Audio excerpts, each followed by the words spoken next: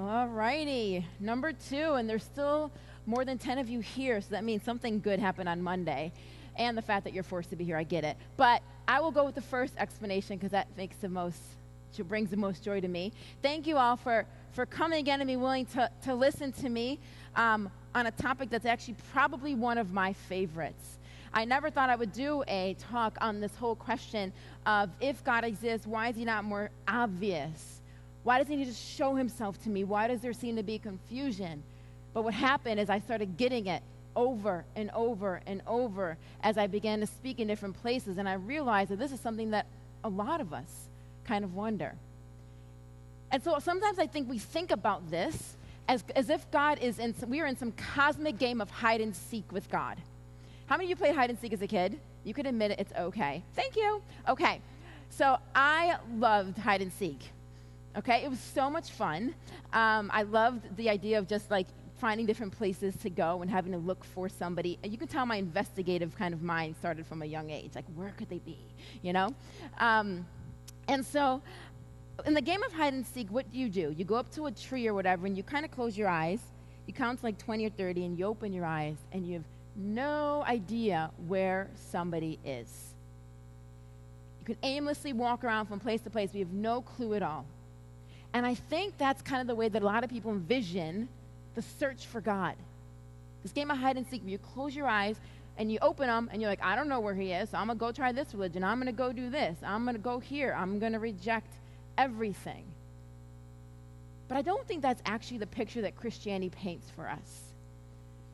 Imagine if you're playing hide and seek. You close your eyes, count to 30, open your eyes.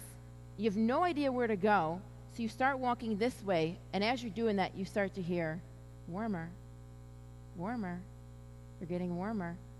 Or you go this way, oh, colder, colder, and so you start to turn, warmer. Or you hear a little beep or something that gives you some kind of clue that something is there. Something is giving you an indication of its existence. And that is a much better way to view what Christianity talks about when it talks about us searching for God.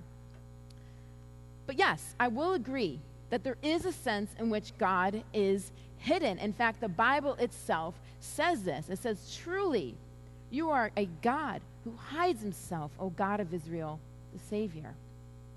But I cried to you for help, Lord. In the morning, my prayer comes before you. Why, Lord, do you reject me and hide your face from me? So there is a sense in which God is hidden. But see, what Christianity teaches is that it's a God that wants to be found. He wants to be known. God creates people so that we can experience perfect goodness and perfection found in him. So for him to remain completely hidden completely contradicts the reason why he made us in the first place. So he does want to be found. So maybe there's gentle clues or gentle ways through which he can let us know that there is something there. Maybe some of you have gone outside and looked at a sunset before and just found it breathtaking. I was speaking to a friend of mine. He is an atheist, he's a philosopher, and he's in his 70s. And I said to him, has there ever been a time in your life where you wish that there was a God? And he said, well, no, not really. He said, has there ever been a time in my life where I've wondered or wished he was there or anything like that? He said, but you know what? There have been times in my life when I've been struck by the beauty of creation and been sorry that there was no one to thank. And I found that to be very profound. Why is it that a man who says, I don't believe in any God, still feels like, man, I wish there was something bigger out there that I can just say thank you to? I don't think he put it together, but I definitely did. And I think this is one of the ways in which God reveals himself, through this general idea, this general picture, that there is a transcendence, whether it's the origins of the earth, whether it's the fine-tuning of the earth, whether it's the fact that we have these inner recognition that certain things are just right and wrong. I don't really have to run a class to teach you guys that molesting a 3-year-old is okay. you naturally, intrinsically see that as wrong. Where does that come from? So these general ideas that God kind of paints let us know maybe there is a source for the earth, a source of morality. Now, that doesn't mean that Jesus died and rose from the dead or anything like that. You can't take it that far by looking at a sunset necessarily. I mean, you got to be fair here. But maybe it's just one of those gentle nudges, those gentle pokes that are saying, warmer, warmer, you're getting warmer. But often I hear people say to me, you know what, Alycia? The problem is that the way I see it is that if God wanted to reveal himself to me, he should just strike as a lightning bolt in front of me. Now, let's think about this for a second. You're walking down the street, and a lightning bolt strikes in front of you. Do you run towards it and bow down and give your life to it? Or do you run the mess out of there? In other words, if God comes that strongly, you don't run towards him, you run away from him. Part of the reason why he isn't quite so obvious as many of us want him to be is because if he came so forcefully, we wouldn't want him. In fact, this actually happened in the Bible, where God comes so strongly and loudly. And let me show you what the response of the people are. It says, on the morning of the third day, there was thunder and lightning with a thick cloud over the mountain and a very loud trumpet blast. Everyone in the camp trembled. Then Moses led the people out of the camp to meet with God, and they stood at the foot of the mountain. When the people saw the thunder and lightning and heard the trumpet and saw the mountain in smoke, they trembled with fear. They stayed at a distance and said to Moses, speak to us yourself, and we will listen, but do not have God speak to us, or we will die. What happened here? These people were religious people. They believed in God. They believed that it was God that was causing the thunder and the lightning and all of this stuff, the trembling. They knew who it was. And they still didn't want to go near him. It was still too much for them to handle. And so this explains to us, friends, one of the reasons why God is partly hidden. Because if he fully revealed to us who he was, we really just wouldn't be able to handle it. And so he has to intentionally withhold some of himself. But here's the second thing. Part of the reason why God hides himself is because if he's too forceful, then he takes away the ability for genuine relationship to happen. Imagine if I went up to you and I held a knife to your throat and say, tell me you love me. So you may say, oh, I love you, Alycia. But are you really feeling like warm, fuzzy butterflies and flowers and all that kind of stuff on the inside for me? Not really. You're just saying it because you're scared of me. Think about this. Most of you probably have your license. When you drive down the street, how do you drive when there's a cop car behind you?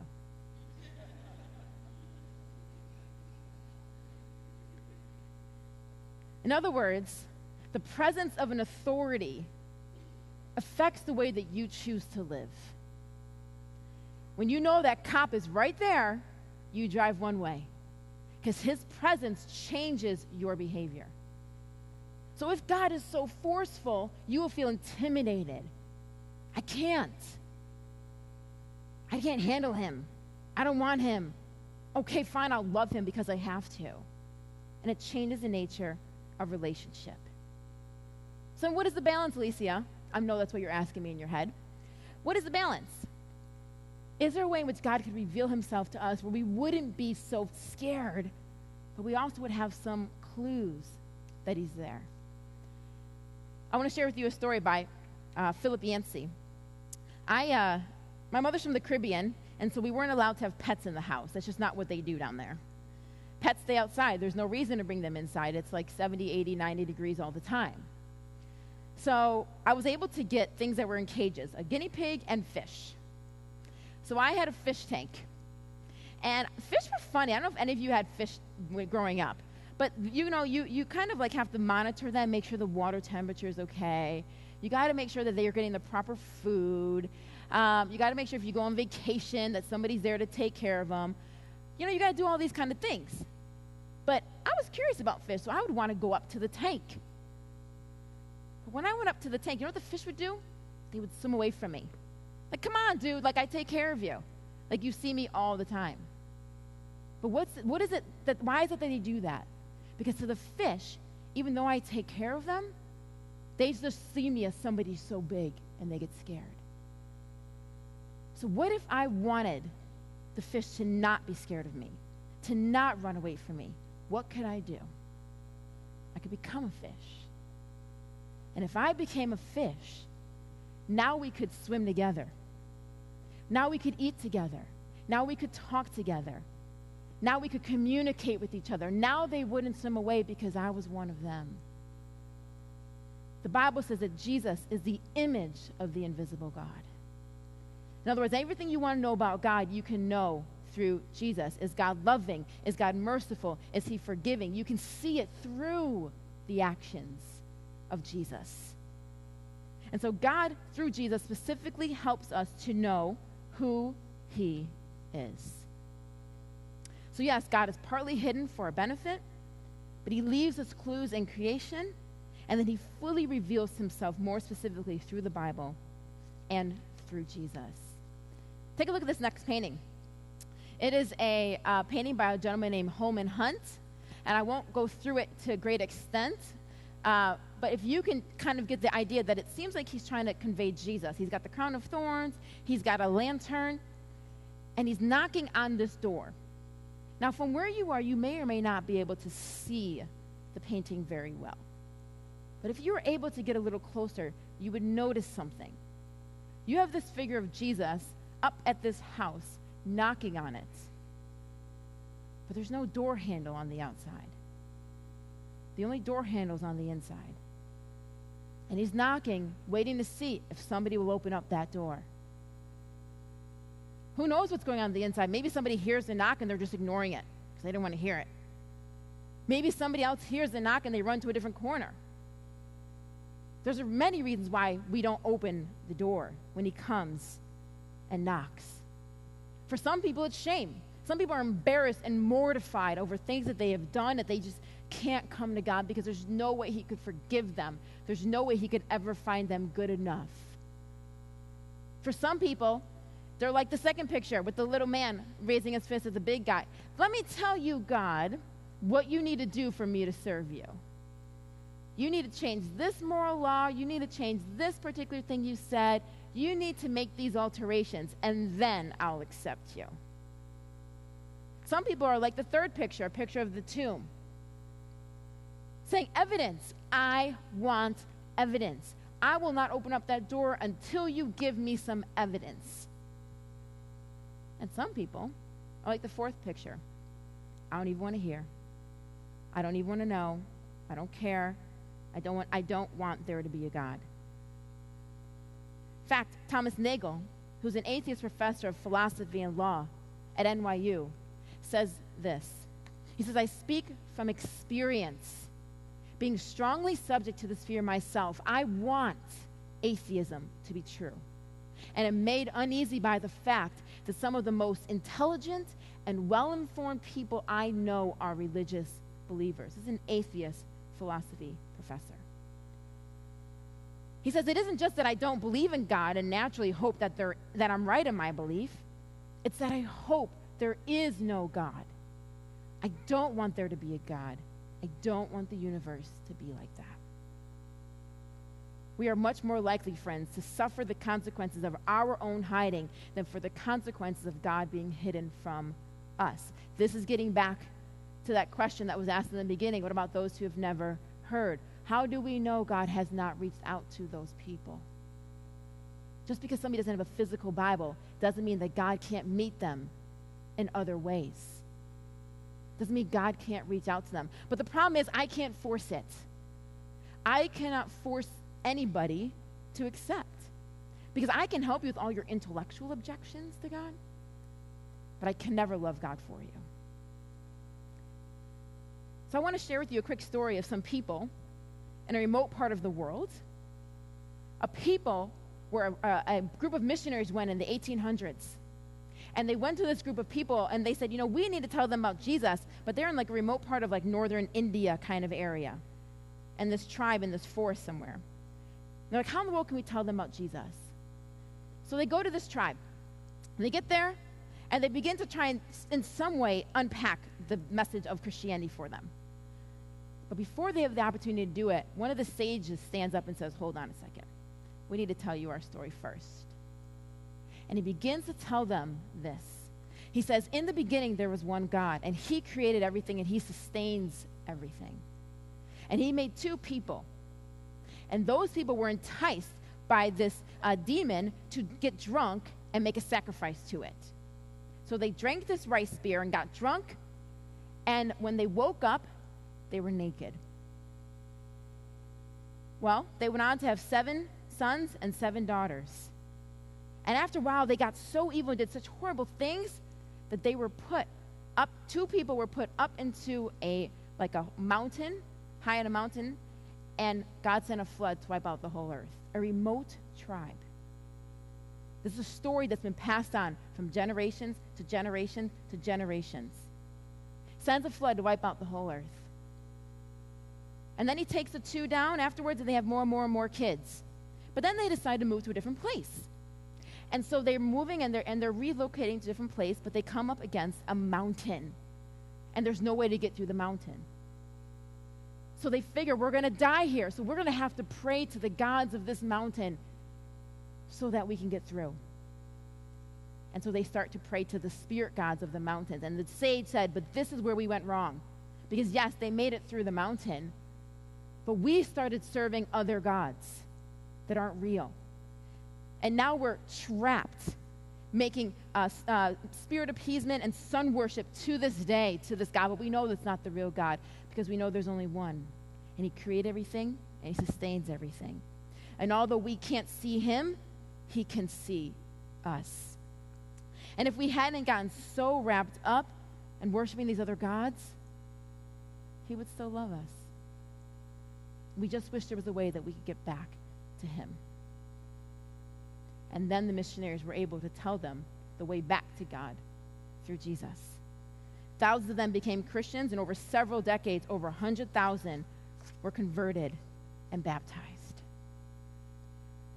I truly believe that there's enough light for someone to see God if they desire, and enough darkness for them to still be blind should they not want him. I want to look at another story that I think communicates God's gentleness and his pursuit of us and love magnificently. I don't know if you've ever heard of a gentleman named Francis Thompson. He was born in 1859.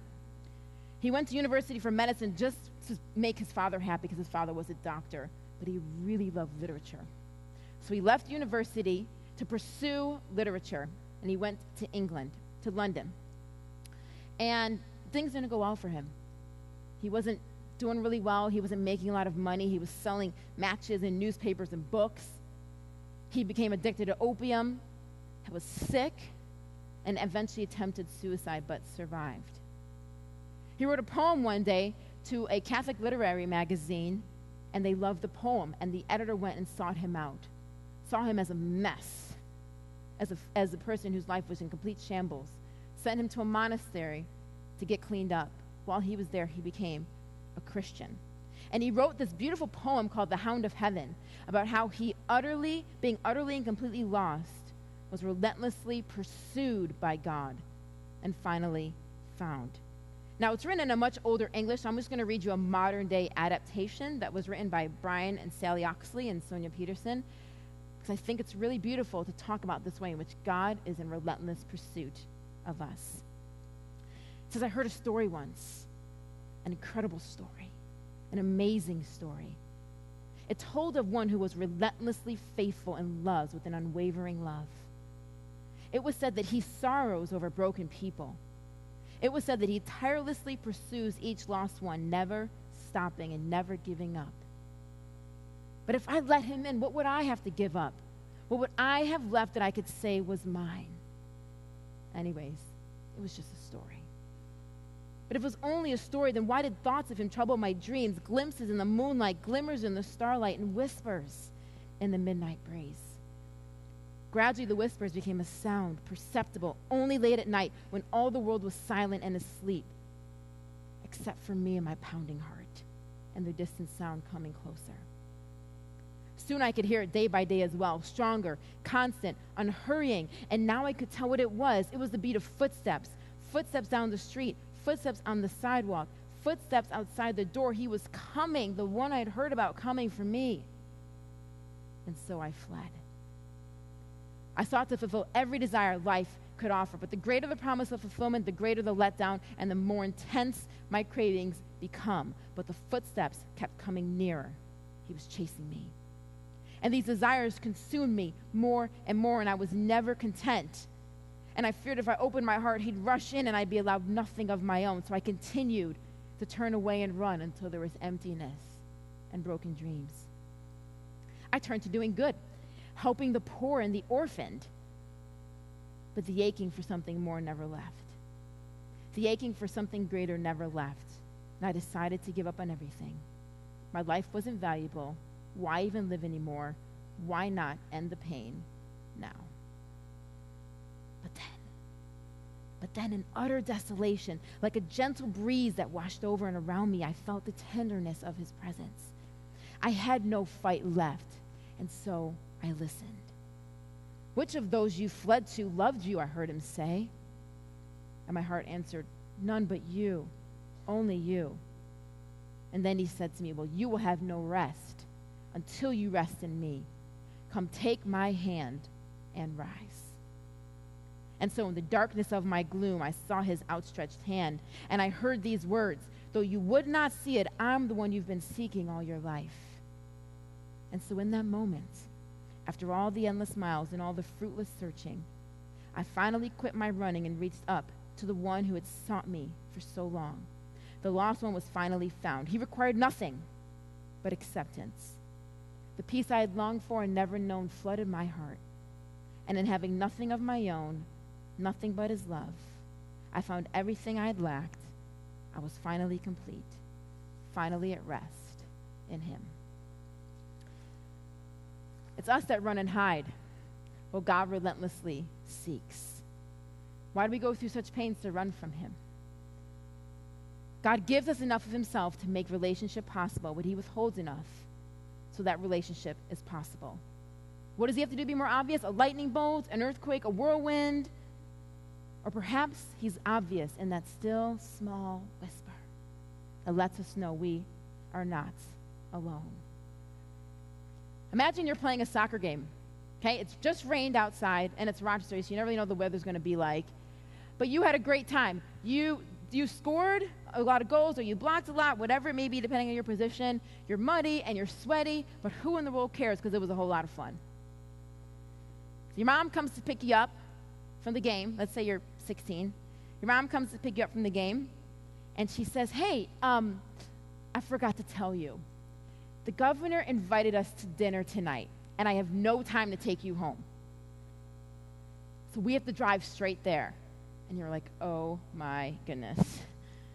So you go straight there, and you're like, okay, maybe if I just hide in this little corner, he won't see me, he won't notice me. But of course, after a few minutes, the governor and his wife in their beautiful tuxedo and gown come around the corner, and they see you. What's the first thing you want to do? Hide behind your mom. Die, exactly. You want to hide behind your mom, you want to die. You're like, oh my goodness. But what happened, guys? A few minutes ago, you were on the soccer field, and you had no issue with how you looked. What changed? What changed was that the minute you stepped into the presence of somebody clean, all you could see was your dirt. All you could see was how filthy you were. And it made you want to run and hide. And so you do. Until you feel a hand on your shoulder pulling you out from behind your mother and saying, thank you for coming. Embracing you, giving you a hug, getting your mud and sweat all over his brand new tuxedo. But he's just so happy you came that he doesn't care about any of that. Perhaps God approaches us in the way he does, because if we experience all of his purity, majesty, and perfection, we too would recoil back in shame and embarrassment and not come near him because of our dirt. But in reality, he comes as one of us. He comes as a human, experiences pain and suffering, and even better yet, he dies for our dirt, for our shame, for the things we've done wrong that have broken our ability to be in his presence eternally. so that we can receive forgiveness and be made clean. He's not ashamed of us. He's glad that you dared to come. He is that hound who is in relentless pursuit of our affection, the gentle knock on the door of our hearts, and the small, gentle, comforting voice that simply says, come. I know that many of you may have been different thoughts and things like that while I was speaking. And so I would love to invite many of you, and I'm going to invite Dennis and Wally and several people up here as well, that if you are somebody who says, you know what, Alycia, I have a lot of questions about what you said. This Christianity thing is interesting to me, but I have a lot of questions still. Come talk to one of us. If you're one of those people who says, you know what, I've heard this Christian message for so long, and I think I finally actually want to become a Christian, I actually want to do this, come talk to us. If you're someone who says, you know what, I just have a question on what was said today, and I just want to learn more, come talk to us. We would love to hear more about where you're at and help you to understand more about the God that we talk about. Thank you all so much.